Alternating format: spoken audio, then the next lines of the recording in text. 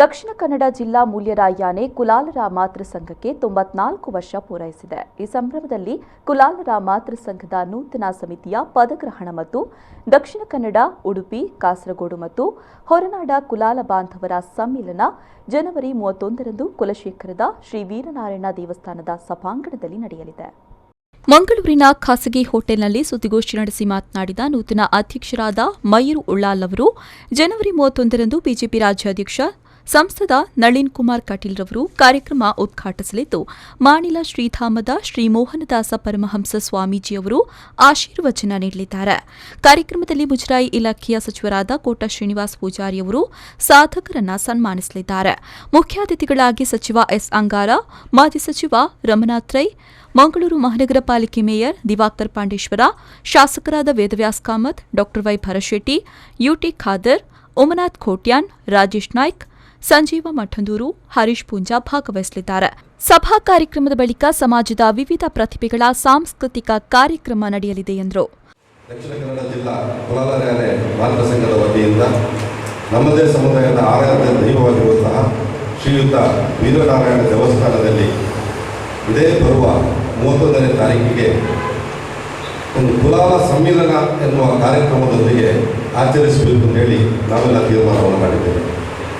ಈ ಕುಲಾಲ ಸಮ್ಮಿಲನ ಎನ್ನುವಂತಹ ಈ ಕಾರ್ಯಕ್ರಮದಲ್ಲಿ ನಮ್ಮ ಜಿಲ್ಲೆಯನ್ನು ಪ್ರತಿನಿಧಿಸುವಂತಹ 32 ಕುಲಾಲ ಸಂಘಗಳು ಮತ್ತು 2 ದೇವಸ್ಥಾನಗಳು ಹಾಗೂ ನಮ್ಮ ಸಮಾಜದ ಎಲ್ಲ ಗಣ್ಯರ ಉಪಸ್ಥಿತಿಯಲ್ಲಿ ನಮ್ಮ ಸಮಾಜದ ಸ್ವಾಮೀಜಿಯಾಗಿರುವ ಶ್ರೀಯುತ ಮಾಣಿಲ ಸ್ವಾಮೀಜಿಯವರ ಆಶೀರ್ವಾದದೊಂದಿಗೆ ದಕ್ಷಿಣ ಕನ್ನಡ ಜಿಲ್ಲೆಯ ಎಲ್ಲ ಜನಪ್ರತಿನಿಧಿಗಳ ಒಟ್ಟು ಸೇರುವಿಕೆಯೊಂದಿಗೆ ಆಚರಿಸಬೇಕು ಅಂತ ಹೇಳಿ ನಾವು ತೀರ್ಮಾನ ಮಾಡಿದ್ದೇವೆ.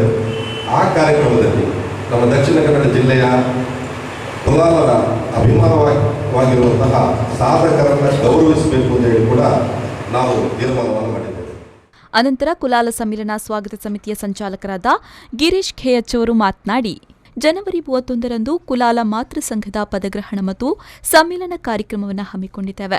ಈ ಬಾರಿ ಕುಲಾಲ ಮಾತೃ ಸಂಘದ ಅಧ್ಯಕ್ಷರನ್ನಾಗಿ ಮಯೂರ್ ಉಳ್ಳಾಲ್ ರವರನ್ನು ಆಯ್ಕೆ ಮಾಡಲಾಗಿದೆ. ಕುಲಾಲ ಬಾಂಧವರ ಸಮ್ಮಿಲನ ಎಂಬ ಕಾರ್ಯಕ್ರಮದಲ್ಲಿ ಒಂದೇ ವೇದಿಕೆಯಡಿಯಲ್ಲಿ ಒಟ್ಟು ಸೇರಲಿದ್ದಾರೆ ಅಂತ ಹೇಳಿದರು. ಈ ವರ್ಷದ ನೂತನ ಅಧ್ಯಕ್ಷರನ್ನು ಸ್ವಾಗತಿಸುವ ಒಂದು ಕಾರ್ಯವಾಗಿ ಪದಗ್ರಹಣ ಕಾರ್ಯಕ್ರಮವನ್ನು ಮಾಡುವ ಒಂದು ಆಲೋಚನೆಯನ್ನು ತೀರ್ಮಾನಿಸಲಾಗಿತ್ತು.